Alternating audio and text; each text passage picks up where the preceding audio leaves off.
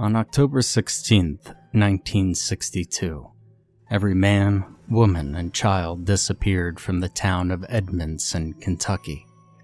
The date is relatively easy to pin down. The day before, October 15th, a traveling salesman named Arnold Johnson passed through the small town in an unsuccessful attempt to sell an exciting new product, the bagless vacuum cleaner.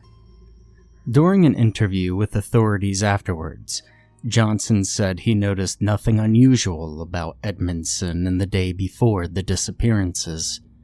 He did, however, remark that none of the housewives he spoke with during his brief stay seemed remotely interested in his product, something he found slightly surprising compared to the response he typically received when demonstrating the vacuum cleaner to similarly sized towns. Not only did I not sell a single vacuum cleaner, but no one even wanted to see the product in action, he said during the interview. If you could get in the door and show the women what the vacuum could do, you were guaranteed a sale. Johnson chalked up his failure to the apprehension related to the Cuban Missile Crisis, which had begun a day before and had been dominating the airwaves. It's hard to sell a vacuum cleaner when your audience thinks there's a possibility there'll be radioactive dust by the end of the week, he said. Johnson left the town of Edmonson the evening of October 15th. The next town on a sales route, Clement, was 80 miles away. He drove all night and didn't think about Edmonson until investigators from the Federal Bureau of Investigation knocked on his door 2 weeks later. During the early morning hours of October 17, Randall Pierce, a farmer who sold his produce to the only grocer in Edmonson, drove into town to discover empty streets and closed storefronts. It was eerie, Pierce told the county newspaper later. Usually at 7 in the morning, that little town was bustling. Well, I thought I had maybe driven up during a holiday. Pierce lived with his wife and 3 children on a farm 15 miles outside of Edmonson.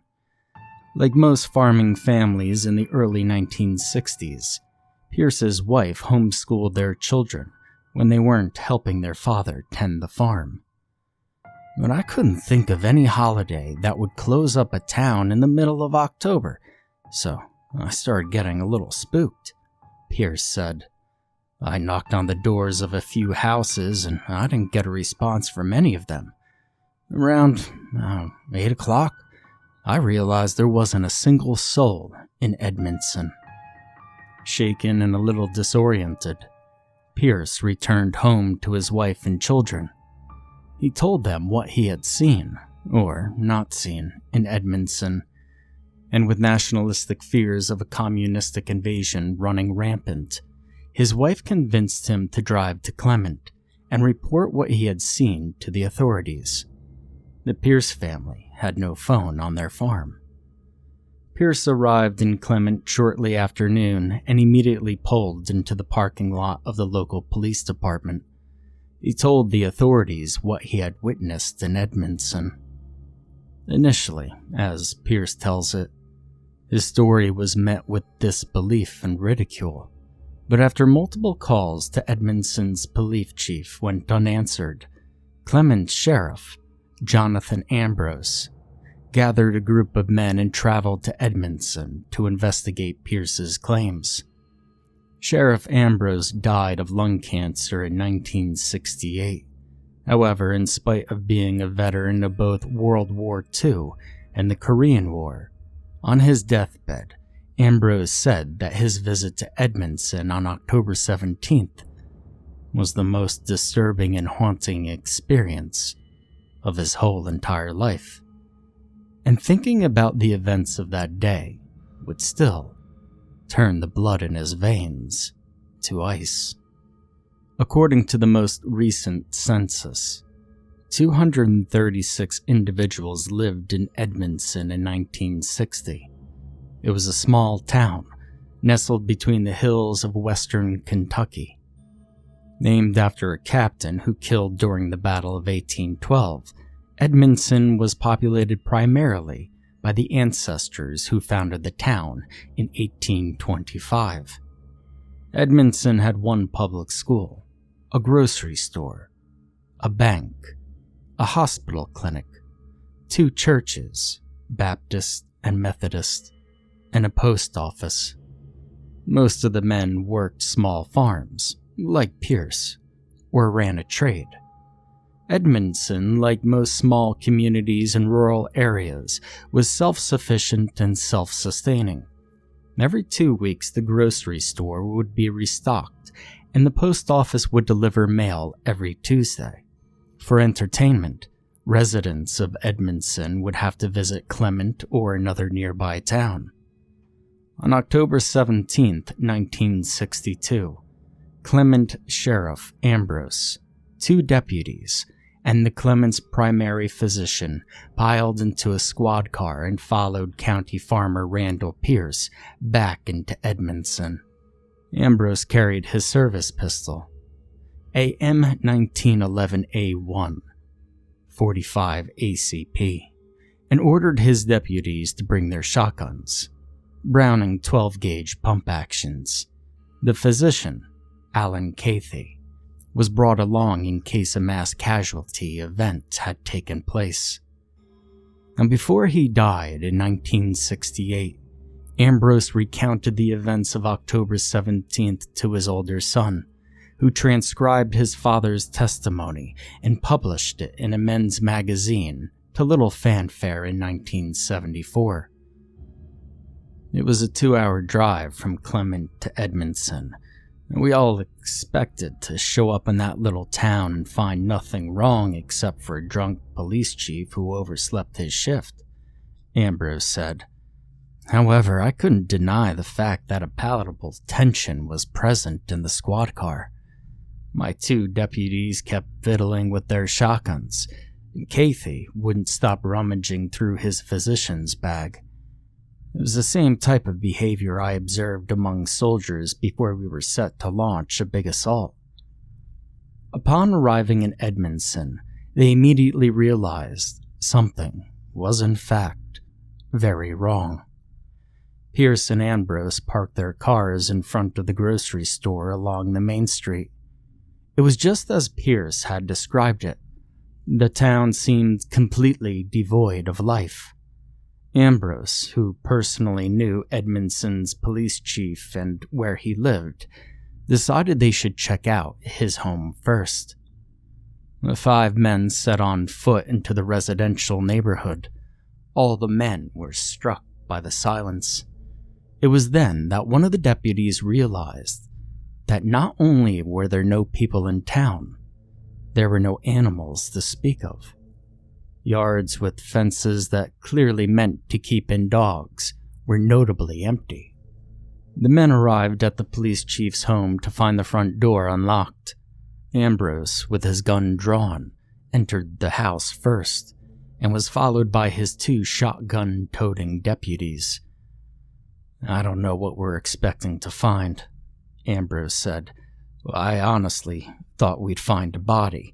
Maybe poisonous gas had leaked from the ground at some point during the night and killed off the whole town, but I think what we found was worse. The police chief's house was empty. The bed was made up in the bedroom, and the fridge still contained bottles of fresh milk. The men were baffled. Maybe, they thought, the townspeople had left to attend a large community picnic. But as the hours dragged on and the search continued, that possibility grew less likely. We searched 6 other houses in the neighborhood after we canvassed the police chief's house, Ambrose said. It was always the same story. The house seemed fine, no sign of forced entry, unlocked doors, and no occupants. However, a few similarities began to make themselves apparent as the men made their way from house to house.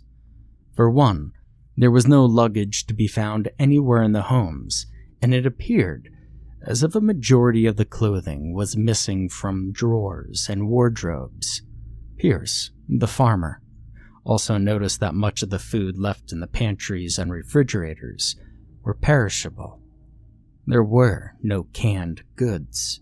Ambrose, who had just finished reading C.S. Lewis' The Great Divorce, remembered thinking, "It's as if the whole town just packed up their belongings and boarded a bus to heaven." Some of the discoveries were less benign. In the backyard of one home, the men discovered a dead Labrador retriever. One of the deputies stumbled across the animal and thought at first it was sleeping.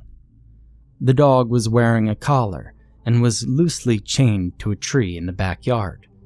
It was the first animal they'd seen in Edmonson since arriving 2 hours earlier. While the men searched the home, Kathi, the physician, performed an ad hoc autopsy on the animal.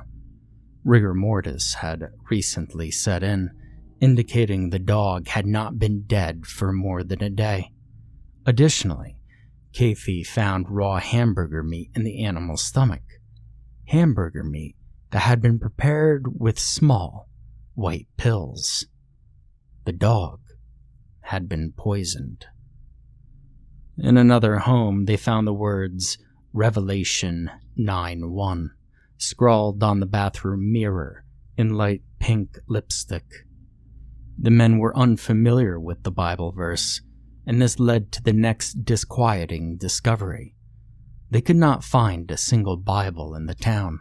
Edmonson had 2 churches, and it can be deduced that a majority of the township probably attended one or the other. In the early 1960s, a vast majority of Americans considered themselves Christian, and even those who wouldn't consider themselves very devoted could be expected to at least own a Bible. However, Ambrose and his men couldn't locate a Bible in any of the homes they searched. When they inspected both churches, they found only hymnals or books of common prayer in the pews. Except for the poisoned dog, during their 3-hour search of Edmonson, they found no signs of violence or struggle. Every home's interior looked impeccable, and running water and electricity appeared to be in working order. Ambrose was reminded of the model communities the U.S. Army had built in New Mexico to test the destructive power of the atomic bomb. As the sun began to slip beneath the trees, and the men's shadows grew longer and dimmer, Ambrose detected another palpable sense of urgency brewing among members of the group. It was obvious the men didn't want to remain in Edmonson after sundown, Ambrose said, and I felt it too. I somehow sensed that if we stayed in Edmonson overnight, there'd be another group of men from Clement trying to find us the next afternoon, and I didn't think they'd find us. Before twilight ended, the men loaded up in their cars, the 2 deputies, Kathi and Ambrose in the squad car, and Pierce in his truck, and left Edmonson. Even though they knew the town was empty, each man reported a creeping sensation that they were being watched from the darkened windows of the homes they passed on their way out of town. We didn't talk much on the ride back to Clement, and, well, I'd be lying if I said I was driving with any regard toward the speed limit, Ambrose said. We had to get out of there. At that point, well, I was convinced we had stumbled across ground zero of some new communist weapons system, something that could vaporize the inhabitants of an entire town without causing any collateral damage. But even then, I knew that story didn't completely add up. After the men arrived back in Clement, they agreed that Ambrose would contact the federal government in the morning. None of the men expressed any interest in returning to Edmonson. That night, Ambrose retrieved his family's Bible from their study and flipped to Revelation 9:1. And the fifth angel sounded, and I saw a star fall from heaven onto the earth, and to him was given the key of the bottomless pit. Hell, I didn't know what to make of that, Ambrose said. The next morning, Ambrose reported what he had seen in Edmonson to the governing authorities in Frankfurt. Things began moving very quickly after that. While the rest of the world was transfixed by the escalating tensions between Cuba and the United States, the FBI sent an investigative team to investigate the disappearances at Edmonson. Fearing a communist plot or, as Ambrose had suspected, the use of a powerful new weapon, the FBI shut down access to Edmonson on October 19th, 1962. The strange case of Edmonson made its way into a few local papers, but it was a story that always ended up buried behind pages of international news. Now, because many of the town's inhabitants were ancestors of the people who founded the town, there weren't too many relatives inquiring about the status of their loved ones. The roads that passed through Edmonson, there were very few, were rerouted around the town. The FBI finished their investigation in 1967, but by then, no one really cared about Edmonson anymore. And between the town's disappearance in 1962 and the FBI's final report on the incident, the nation's attention had been distracted by a number of earth-shattering events. The assassination of President Kennedy, the burgeoning civil rights movement, and the U.S.'s involvement in Vietnam. Unfortunately, the results of the FBI's investigations were sealed and deemed confidential. As the decades progressed, nature began to overtake Edmonson, Kentucky. No attempt was made to rebuild or resettle the town, and Edmonson soon became a little-known historical footnote in Kentucky's history. Now, while many of the structures collapsed due to exposure, a handful of homes and one of the churches remained standing, enshrouded by thick vines and a thriving deer population. In 2002, the official report from the FBI was made public after a local historian placed a Freedom of Information request. Dennis Miller, president and sole member of the Edmonson Historical Society, learned the FBI officially declared the reason for the town's spontaneous abandonment as fears related to the possibility of nuclear annihilation, an unexplained atmospheric phenomenon led to a panic-induced dispersal of the town. Well, of course, that reasoning was bullshit, Miller said. The report doesn't even mention the fact that none of the townspeople had ever been accounted for. There were no reports of atmospheric phenomenon by anyone in the area. However, by then, a new theory had emerged regarding the fate of Edmonson's inhabitants. A theory that began circulating after two self-proclaimed backyard adventurers stumbled upon a hatch in the basement of the abandoned First Baptist Church of Edmonson. The Mammoth Cave in Kentucky is the world's largest known cave system. At least 400 miles have been mapped, and some scientists estimate there could be another 600 miles that are unexplored and have never been seen by human eyes. As of 2016, 26 entrances into the cave system have been discovered, and in 1981, one of those entrances was discovered in the ruins of Edmonson, Kentucky. During the late 1970s, the abandoned ruins of Edmonson attained a cult status among backpackers and hitchhikers in the area.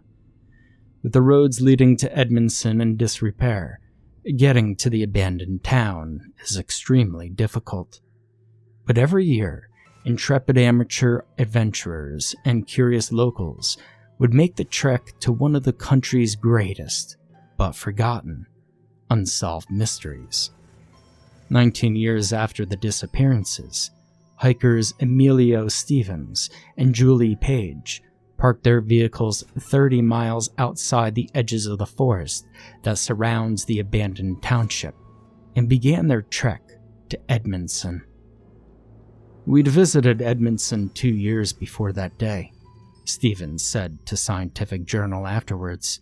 Well, it's creepy as all hell.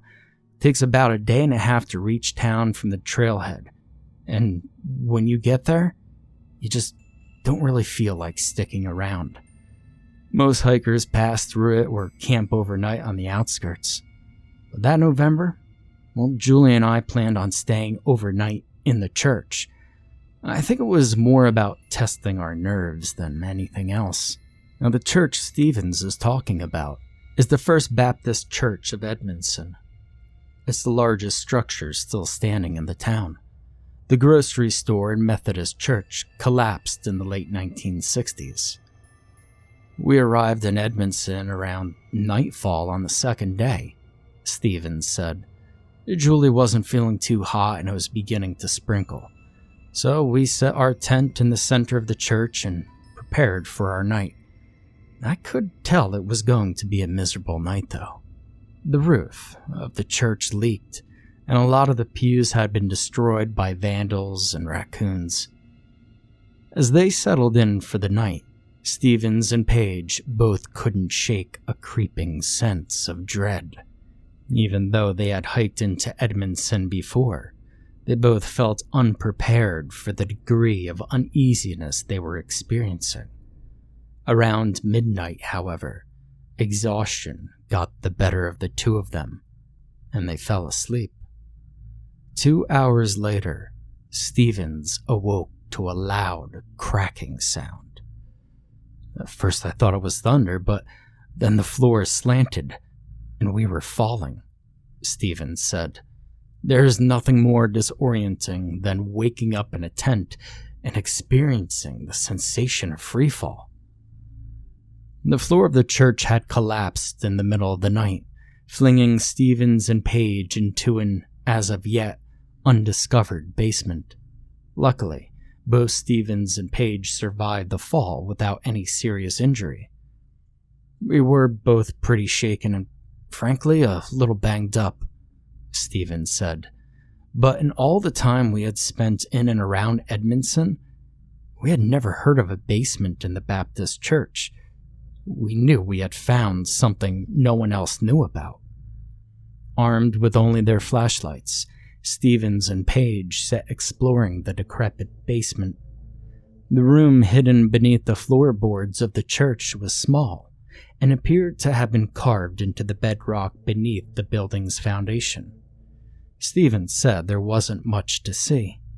It looked as if the room had been used to store extra tables and chairs, presumably for after-church socials.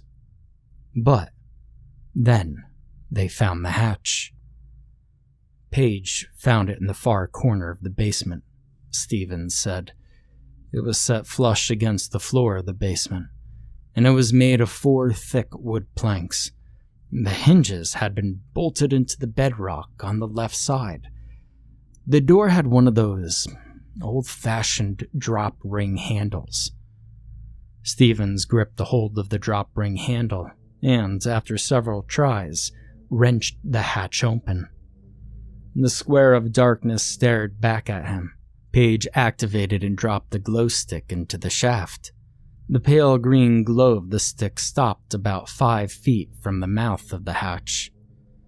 Well, we had to go down there, Stevens said. It was probably 3 a.m, and we for sure as hell weren't going back to sleep. Stevens tied a climbing rope to his back pants loop and dropped down through the hatch.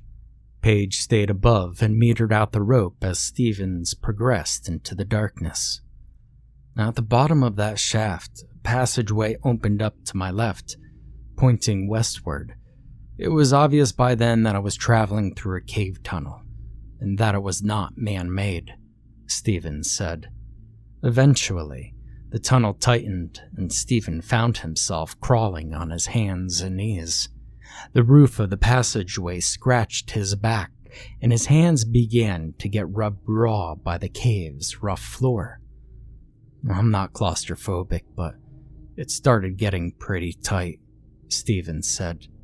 I began to worry about not being able to turn around and get back to the hatch. But I started to hear something coming from up ahead of me. I should have been freaked out, but at that point, I figured I had gone too far to bail out.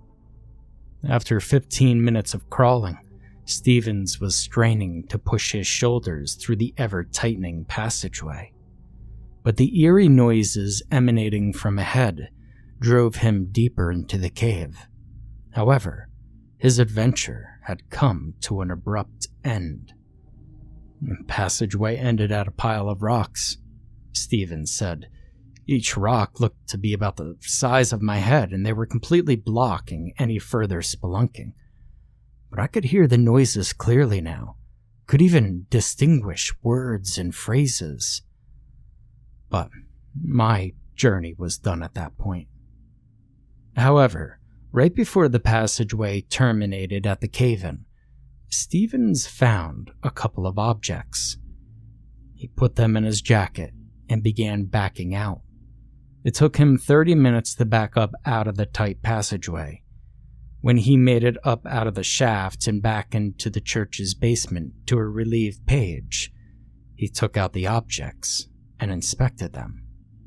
I had found a pair of eyeglasses, like old-fashioned reader's glasses, and a woman's shoe with the heels missing, Stevens said. It didn't mean anything to us at the time. Stevens and Page hiked out of Edmonson early the next morning, battered and spooked. When they reached their car, they immediately headed into Mammoth National Park and reported what they had found to a park ranger. In the investigation that followed, it was determined that Stevens and Page had discovered an entrance into an unmapped portion of the Mammoth Cave system. Unfortunately, geologists determined that the cave-in that had stopped Stevens' progress was at least 100 feet thick. Unless they used explosives, there was no way to investigate further. However, it was the discovery of the cave entrance coupled with the objects that Stevens found that held the disturbing implication for the unsolved mystery of the disappearances in Edmonson 20 years prior. Historians dated the eyeglasses and the woman's shoes to the late 1950s and early 1960s. Most historians and geological experts are now in near unanimous agreement about what had happened to the inhabitants of Edmonson, Kentucky, in 1962. Driven by fears of a first strike by Cuba during the missile crisis and religious fanaticism, the people of Edmonson sought refuge in a secret labyrinth cave system underneath their town. Unfortunately, a cave-in, perhaps triggered by their panic influx through the tight passageways, trapped every man, woman, and child deep underground. It's deeply unsettling when you realize that at the same time Sheriff Ambrose and his men were exploring the town, that everyone they were searching for was probably about 400 feet underneath their feet, said Sam So, a ranger at Mammoth National Park. If they had fresh water and food, and if the cave had a clean air supply, some experts believe that the people of Edmonson could have survived for at least 6 months underground. Well, I reckon it's a pretty good theory, Stevens said, but it still doesn't explain what I heard that night. See, the reason I dropped down through that hatch and crawled on my hands and knees for 15 minutes, it doesn't explain the singing I heard. While I was crawling down there, I clearly heard voices sing the hymn, Come Thou Font. Dennis Millers started the Edmonson Historical Society in 2001 to raise awareness about the town and the mystery surrounding it. He was 12 years old. "It really is a 20th century Roanoke," Miller said, referencing the New England colony that disappeared in 1590. "And there's no reason why we shouldn't be able to figure out what happened." Miller lives in Clement, and on his days when he's not researching Edmonson, he runs a small pawn shop. Many people would consider Miller's fascination with Edmonson to border on obsession. But when they learn about Miller's personal history with the area, it begins to make sense. During a family camping trip in 1997, Miller's father and mother went missing after making camp in the wilderness 3 miles north of Edmonson. Miller, who was 7 at the time, was with them when they disappeared. "We camped often, and we used a big tent for the 3 of us," Miller said. "That night, we went to bed around 9 after cooking hot dogs. I woke up around 1 in the morning and realized my parents weren't in the tent anymore, and the front flap was open." Miller spent 2 days alone in the woods, never straying far from the campsite in case his parents came back. After sustaining on hot dog buns and marshmallows, he was discovered by another group of campers passing through the area. "After searching the area for 2 weeks, the police officially concluded that I had been abandoned in the woods by my parents," Miller said. "But that's not true. My parents loved me. I never doubted that. And if they had abandoned me, why didn't they hike to their car? It was found untouched at the trailhead." After the investigation closed, Miller spent the next decade of his life in and out of foster care. Driven by a desire to protect his parents' reputation and validate their love for him, Miller began reviewing historical records in libraries and did a sweep of the police records in the surrounding areas. Some might accuse Miller of attempting to connect unrelated dots, but some of his data and findings are shocking, to say the least. For example, the 3 counties that border the location of Edmonson have a missing persons rate 17 times higher than similarly sized counties in the United States. You see, it's an area we sometimes refer to as the Kentucky Triangle, said FBI agent Brittany Hooper, head of the state's missing person division. For some reason, a lot of people seem to disappear in those counties. Some of the disappearances can be attributed to caving accidents, the vast swaths of unmapped wilderness, and the recent boom of meth operations in rural areas. Also, Stevens wasn't the first person to report hearing strange voices and singing in and around the Mammoth Cave systems. Some people consider Mammoth National Park to be the most haunted national park in the United States. There have been dozens of accounts of people hearing strange noises in the woods and caves since the 1970s, as well as sightings of a tall, humanoid-like creature called the Black Demon, according to unrelated local lore. Geologists and historians dismiss many of these accounts. After Stevens told authorities he had been following the voices of singing as he made his way through the passageways, expert cavers were quick to point out that even if he had heard people singing, it could not have come from behind the caved-in rocks. The cave-in was far too thick for sound to penetrate.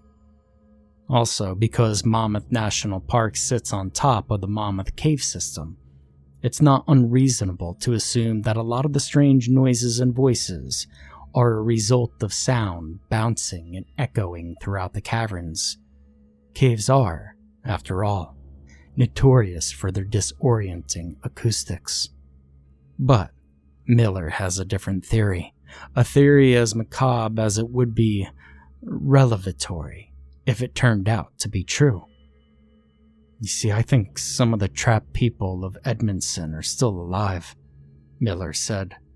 I think they're down there in an unmapped portion of the cave system, and they have chosen to stay below.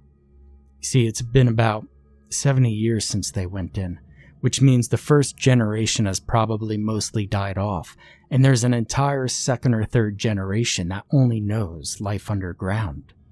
As for the disappearances, Miller has an answer for that as well. I think they found other exits, and every now and then they come out and take people. Hikers, drifters, campers, and locals, Miller said. I think that's what happened to my parents, and it's been happening years before they were taken, and it continues today. On his days off, you could find Miller searching the forest around Edmonson and the outskirts of Mammoth National Park for additional entrances into the Mammoth Cave system. He carries a GPS locator, rappelling gear, multiple flashlights, and a Colt 45. For some reason, they don't want to be seen by us, Miller said. I don't know what they do with the people they take, but I know what it takes to maintain an underground society. It requires food and a fresh gene pool. Now, I don't like thinking about what that meant for my mom and dad, but even if the truth is ugly, at least I'll know, and I'll be able to do something about it. In spite of being armed, as soon as the sun begins to slink behind the trees, Miller makes sure to abandon his search and head back to his vehicle. You'll never find me spending the night in those woods again, Miller said.